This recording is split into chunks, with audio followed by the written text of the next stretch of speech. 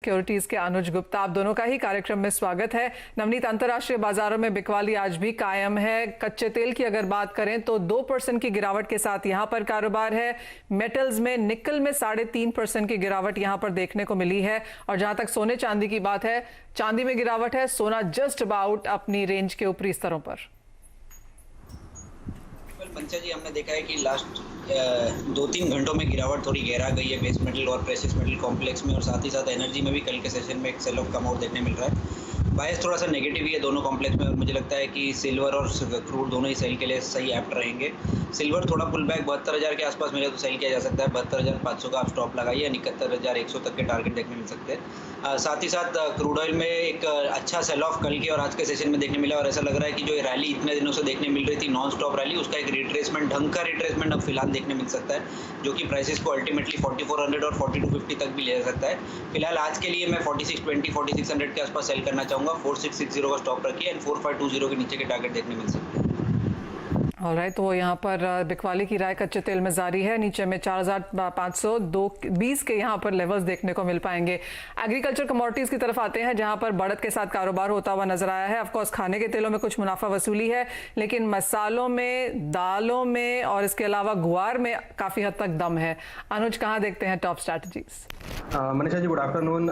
देखिए, top strategy की बात करें तो एडिबल ऑयल, जहां हम पहले बाय रिकमेंड कर रहे थे, वहीं अब हम सेल साइड में आए हैं। हमें लगता है कि सोयाबीन के अंदर बिकवाली का ट्रेड रखना चाहिए। करीबन 7150 में स्टॉप लॉस 7260 का रहेगा। टारगेट नीचे करीबन 6950 तक देखने को मिल सकता है। तो एडिबल ऑयल्स में कुछ प्रॉफिट बुकिंग, कुछ गिरावट देखने को मिल सकती है, तो वहाँ बिकवाली का ट्रेड बना सकते हैं। और जहाँ तक खरीदारी का सवाल है, मुझे लगता है कि टर्मरिक एक ऐसा कमोडिटी हो सकती है जहाँ पर हम खरीदारी कर सकते हैं। जैसे कि हम पहले भी डिस्कस कर रहे थे कि टर्मरिक एक अच्छी कमोडिटी हो सकती है खरीदारी के लिए, तो उसी डायरेक्शन में ये मूवमेंट आता हुआ दिखाई दिया है। तो 8200 के आसपास टर्मरिक में खरीदारी करें। 8050 का स्टॉप लॉस लगाएं। टारगेट 8500 तक देखने को मिल सकता है, और उसके ऊपर 8700 9000 तक के भी लेवल टर्मरिक में देखे जा सकते हैं। ऑलराइट, बिकवाली यहाँ पर सोयाबीन में करनी है, लेकिन हल्दी में यहाँ पर अभी भी खरीदारी अच्छी खासी जारी है। लेकिन अनुज, आपसे भी एक व्यू लेना चाहेंगे कि यहाँ पर अब कच्चे तेल में क्या लगता है? आपको भी लगता है मुनाफा वसूली यहाँ पर जारी रह सकती है? क्योंकि जिस तरह की गिरावट हमने यहाँ पर आते हुए देखी है, $70 छूते ही उसके बाद लगातार मुनाफा वसूली देखने को मिली, और 65 के आसपास फिलहाल कारोबार। देखिए, $70 ब्रेंट में काफी स्ट्रॉन्ग रेजिस्टेंस था। अगर मार्केट उसको ब्रेक करता तो हम एक रैली देखते हैं, जो कि ऊपर में करीबन 75 से लेकर 78 तक जा सकती थी। बट कल जो यूएस में इन्वेंट्री बिल्डअप हुआ है, और टेक्निकल चार्ट्स पे देखें तो वो ऑलमोस्ट डबल टॉप बनाता हुआ दिखाई दिया, जिसकी वजह से वहां पर हमने करेक्शन आते हुए देखा।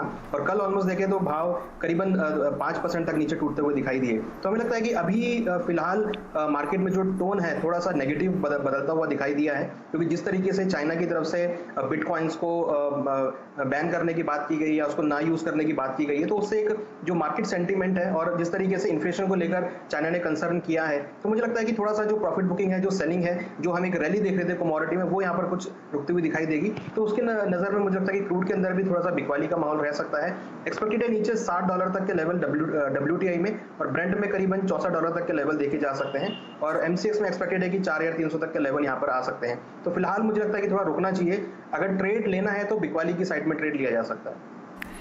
मुनाफा वसूली की यहाँ पर और भी आगे लिमिट है यहाँ, और कुछ और गिरावट देखने को मिल सकती है। लेकिन मेटल्स पे अब यहाँ पर बात करेंगे, क्योंकि यहाँ पर भी मुनाफा वसूली आज जारी है। हमने चाइना की तरफ से यहाँ पर कंट्रोल्स की बात आते हुए सुनी है, और उसका असर यहाँ पर प्राइसेस में पड़ा है। इन एनी केस, जिस तरह की बिकवाली यहाँ पर सभी एसेट क्लासेस में देखने को मिली है, वही हाल मेटल्स का भी है।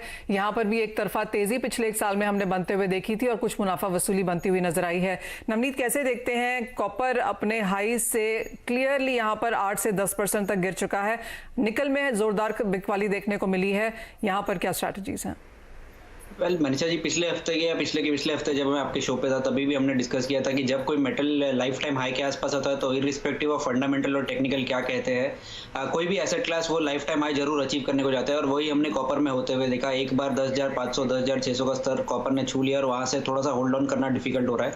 प्राइमरीली एक जर्क मिला, जहाँ पे चाइना ने थोड़ा सा कंट्रोल एनवायरमेंट सिक्योर करने के लिए कोशिश कर रहा है, और प्राइस की जो रिगिंग हो रही है, जो आर्टिफिशियली प्राइस पंपिंग हो रहे हैं, उसके ऊपर एक वॉच डॉग जैसे नजर रख रहा है, जिसकी वजह से थोड़ा बहुत सारे एग्जैजरेटेड एसेट जो कि आयरन ओर है, स्टील है, क्रूड हुआ और बेस मेटल कॉम्प्लेक्स हो, वहाँ पे एक सेल ऑफ देखने मिल रहा है। साथ ही साथ थोड़ी इन्वेंट्री पोजीशन भी थोड़ी एकदम टाइट नहीं है, और उसके साथ साथ में डॉलर इंडेक्स का भी जो फॉल है वो थोड़ा सा समता हुआ नजर आया, जिसकी वजह से बेस मेटल कॉम्प्लेक्स में एक अच्छा सेल ऑफ देखने मिल रहा है। मुझे लगता है कि अगले 2-3 दिन भी ये सेल ऑफ कंटिन्यू रह सकता है और थोड़ी गिरावट देखने मिल सकती है।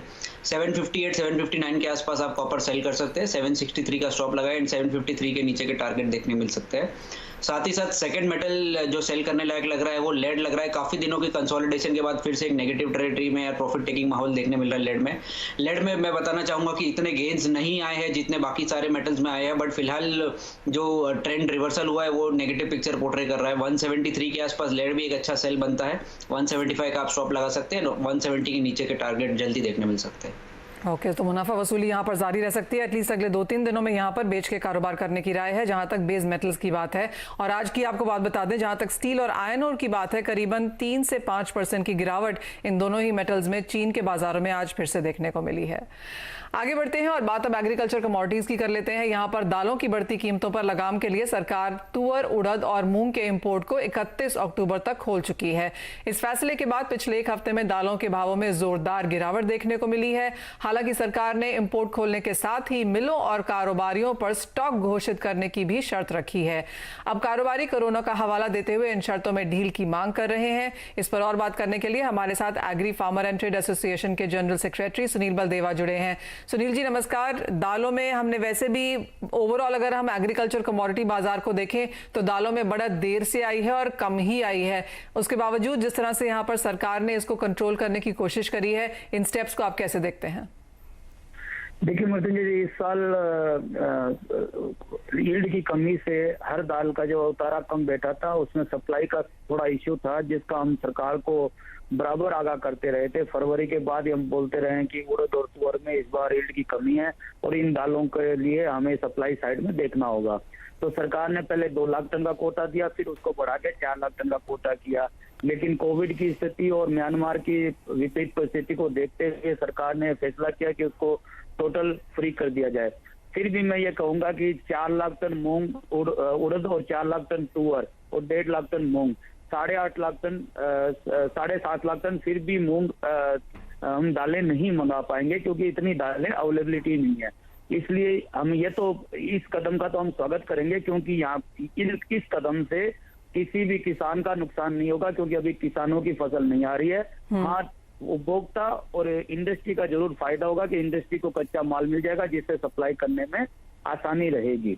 लेकिन जहां तक स्टेट गवर्नमेंट को रिस्ट्रिक्शन का सवाल है, उसमें क्योंकि किसी भी दाल में अभी तक कोई इतनी तेजी नहीं है। केवल 2 दालें उड़द और मसूर जो है वो केवल एमएसपी से 15% ऊपर बिक रही थी। बाकी दालें या तो एमएसपी या एमएसपी से नीचे बिक रही थी। तो इतनी ज्यादा तेजी नहीं थी कि सरकार जो है स्टेट गवर्नमेंट को ये इंस्ट्रक्शन दे कि आप व्यापारी और ट्रेडर और मिलर का स्टॉक जो है वो स्टॉक का ले और उस पर चेक कराएं। हमें सबसे बड़ी आपत्ति है, स्टॉक ले तब तक की आपत्ति नहीं है कि सरकार को सप्लाई लाइन देखनी होती है, कितना स्टॉक की अवेलेबिलिटी है देश में, ये देखना होता है। लेकिन चेक करने में, हमें चेक करने के बारे में, उसमें हम वापस इंस्पेक्टर राज में चले जाएंगे। दूसरे चेक कराने में, करने में अभी कोविड टाइम में बहुत सारी प्रैक्टिकल समस्या भी रहेगी। फिर क्या व्यापारी को लाइसेंस लेना पड़ेगा, लाइसेंस लेने के लिए उसको डीएसओ या एसडीएम के ऑफिस जाना पड़ेगा, वहां पे लाइसेंस अप्लाई करना पड़ेगा। तो फिर कोरोना टाइम में वो कैसे जाएगा और कैसे अप्लाई करेगा, ये सारे क्वेश्चन अभी हमारे दिमाग में खड़े हैं। इसलिए हम सरकार को रिक्वेस्ट कर रहे हैं कि आप स्टॉक जरूर मांगे, लेकिन स्टॉक पे चेक करने की जरूरत नहीं है। व्यापारी जो स्टॉक देगा उसको ही आप सही माने और वो सही ही देगा। सुनील जी, तो इसलिए आप कैसे इस चीज को अप्रोच कर रहे हैं? क्या आपकी कुछ बातचीत यहाँ पर हो रही है कॉमर्स मिनिस्ट्री के साथ? किस तरह से यहाँ पर प्रेजेंटेशन किया जा रहा है? बिल्कुल, हमने कंज्यूमर अफेयर्स सेक्रेटरी मैडम लीला मैडम को हमने एक मेल लिखी है, जिसमें हमने ये सारी बातें कही है। हमने उनसे फोन पर बात करने का प्रयत्न किया, लेकिन शायद वो मीटिंग में बिजी थी, इसलिए अभी तक बात नहीं हो पाई है। उनके ऑफिस से वापस जरूर आया है कि शायद बात हमारी हो पाएगी। लेकिन हमने केंद्रीय मंत्री श्री अर्जुन मेघवाल जी को भी इस समस्या से अवगत कराया है, क्योंकि ज्यादातर जो किसान जो इसमें इफेक्टेड होंगे वो चना और मसूर के होंगे, और चना राजस्थान में बहुत ज्यादा पैदा होता है और एमपी में बहुत पैदा होता है। जो चना 5152 इस लेटर से पहले बिक रहा था वो अभी 47 तक हो गया है। तो ये इनडायरेक्टली किसानों का बहुत बड़ा नुकसान हो जाएगा, क्योंकि व्यापारी जो है इस स्टॉक का इंफॉर्मेशन देना और उसका चेक के बारे में थोड़ा डर सा गया है, तो वो मंडियों में खरीदी के लिए नहीं जा रहा है। सुनील जी, हमने उसको समस्या से अवगत कराया हम केंद्रीय मंत्री जी को। Point taken. सुनील जी, एक और फाइनल सवाल कि सरकार ने काफी सारे स्टेप्स उठाए हैं, जैसे आपने कहा कि आपने ऑलरेडी सरकार को अवगत कराया था कि इस बार फसल यहाँ पर कमजोर होने वाली है, इंपोर्ट्स जो आएंगे वो भी कुछ खास नहीं आएंगे, नेफेड के पास भी यहाँ पर स्टॉक नहीं है, तो आप कहेंगे सरकार थोड़ा सा अहेड ऑफ द कर्व यहाँ पर ये सारे स्टेप्स ले रही है? और दूसरी चीज, इन सब चीजों का आप भावों पर क्या असर देखते हैं? मुझे लगता है केवल तुअर और उड़द का ही सरकार के पास स्टॉक नहीं है, चना का स्टॉक सरकार के पास है और मसूर इंपोर्ट हो रही है। हालांकि इंटरनेशनल भाव ज्यादा वहाँ पे है, इसका ड्यूटी भी जो है वो 33% है। यदि मसूर के भाव सरकार घटाना चाहती है तो ये किसानों का माल जब आना बंद हो जाए उसके बाद ड्यूटी घटा सकती है। और मूंग की हमारे यहाँ 6 फसलें आती है साल भर में, तो मुझे नहीं लगता मूंग बहुत बड़ा कंसर्न है। और मूंग जो है एमएसपी से लगभग नीचे ही बिक रहा है। मूंग की एमएसपी 69 है, जबकि मंडियों में भाव 65 से 67 है। तो मुझे नहीं लगता कि दालों में कोई ऐसा कंसर्न है।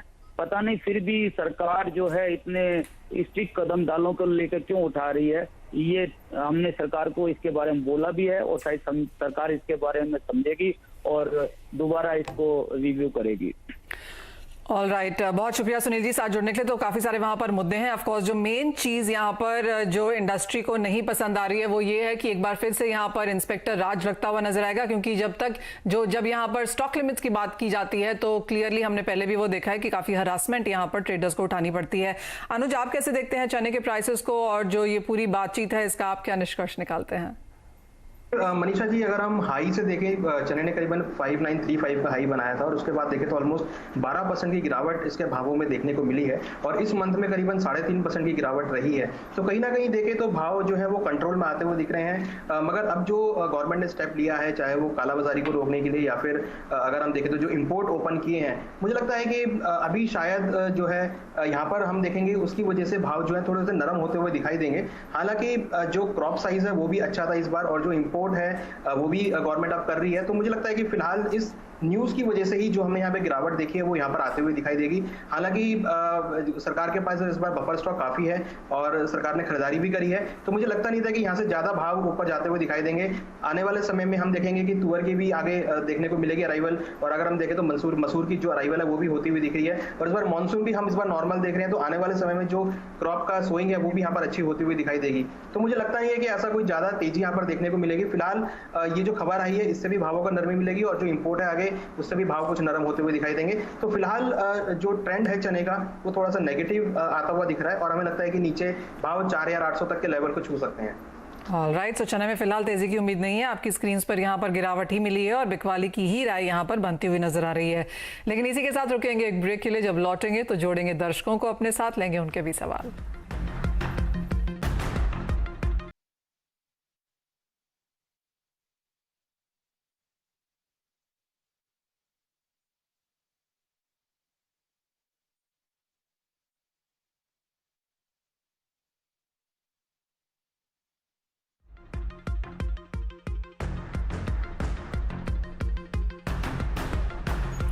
कमोडिटी कॉल में आपका स्वागत है। अब वो समय है जब अपने दर्शकों को अपने साथ हम यहाँ पर जोड़ते हैं और सबसे पहले राजस्थान से रजत हमारे साथ फोन लाइन पर है। नमस्कार रजत, क्या है आपका सवाल? जी मैम, मेरे 4240 पे ग्वारसेट के 15 लोट बाई है, तो क्या करना चाहिए? रजत, ये कौन से महीने की खरीदारी है आपकी? मैम ये जून की है।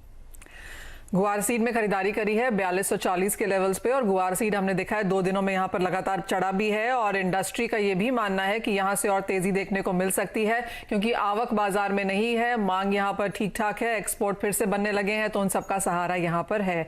अनुज, क्या राय देंगे राजद को 4240 के लेवल्स पे जब फंडामेंटल्स ठीक ठाक हैं, इन स्तरों पे क्या किया जाए?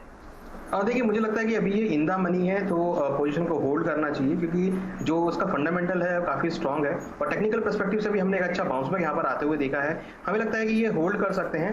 एक 4180 का स्टॉप लॉस लगाएं। हमें लगता है कि ऊपर में 4350 तक के लेवल गुआर सीड में देखे जा सकते हैं, तो वहाँ पर ये प्रॉफिट बुक कर सकते हैं। फिलहाल अभी ट्रेंड पॉजिटिव का है तो हमें लगता है कि इनको पोजीशन को होल्ड करना चाहिए।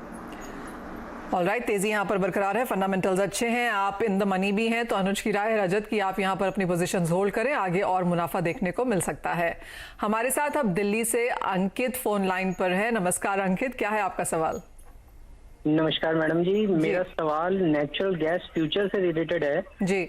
Natural gas future was expiry June 25। I buy on rupees 226.30, 226 रुपए 30 पैसे. Now it is showing downwards. What should I do? Wait or sell this? अंकित ने नेचुरल गैस में खरीदारी करी है 226 के लेवल्स पे। ऑफ कोर्स वॉलेटाइल ये कमोडिटी है और नवनीत लगातार हमें बताते भी रहते हैं। नवनीत, क्या राय है? कुछ मुनाफा वसूली लगातार आज हमने यहाँ पर दूसरे दिन आते हुए देखी है।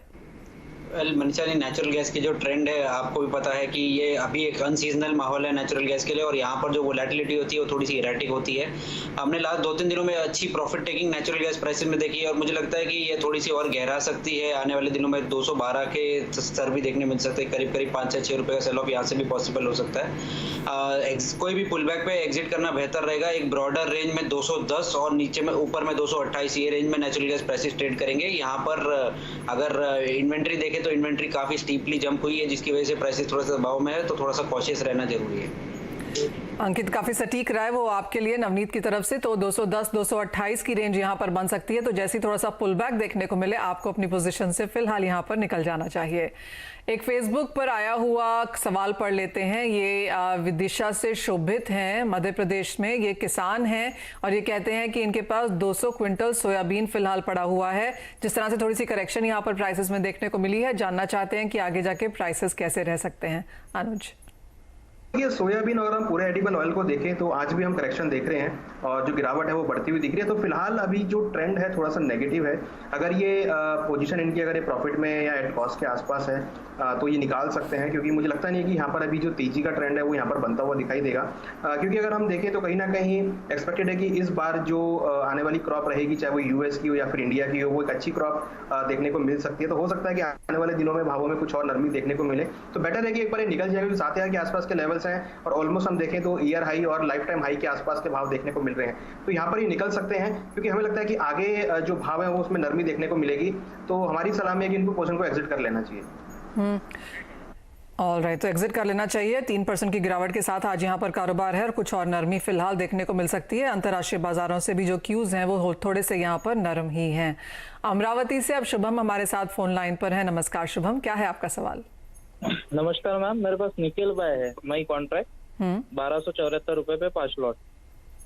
और निकल, जी निकल में 2 दिन में यहाँ पर अच्छी खासी गिरावट देखने को मिली है। एक्चुअली ओवरऑल मेटल्स में आज निकल में ज्यादा गिरावट रही है।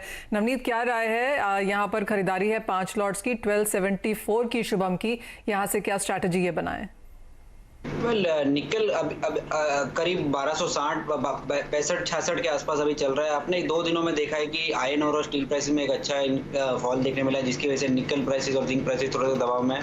मुझे लगता है थोड़ा सा और सेलिंग आ सकता है, एक आध दिन और सेशन में थोड़ा सा दबाव रह सकता है, जो कि प्राइसेस को 1245 तक भी ले जा सकता है। बट ओवरऑल अगर आपका मीडियम टर्म व्यू है तो पोजीशन होल्ड किया जा सकता है। मुझे लगता है 1310 1340 तक के अपसाइड आने वाले दिनों में देखने मिल सकते हैं। ये जो फॉल है ये एक रिट्रेसमेंट है बड़ी रैली का, और जिंक और निकल में जो करेक्शन है वो स्टील और आयरन ओर के प्राइस के फॉल के पीछे पीछे हो रहा है। तो मुझे लगता है आने वाले समय में दोनों बाय एंड डिप की स्ट्रेटेजी रहेगी। तो ये अगर होल्ड करना चाहे तो 1245 के स्टॉप लॉस से होल्ड कर सकते हैं। चलिए शुभम, वो बहुत जरूरी है कि आप यहाँ पर स्टॉप लॉस जरूर लगाएं। और हम जानते हैं कि आप चांदी पर भी सवाल पूछना चाहते हैं। चांदी में क्या करना चाहिए अभी करंट पोजीशन पे? बाय करके चले या कैसा लॉन्ग टर्म के हिसाब से? आप चांदी में नया निवेश करना चाहते हैं शुभम, या एज ऑफ नाउ कोई ऑलरेडी पोजीशन है स्टैंडिंग?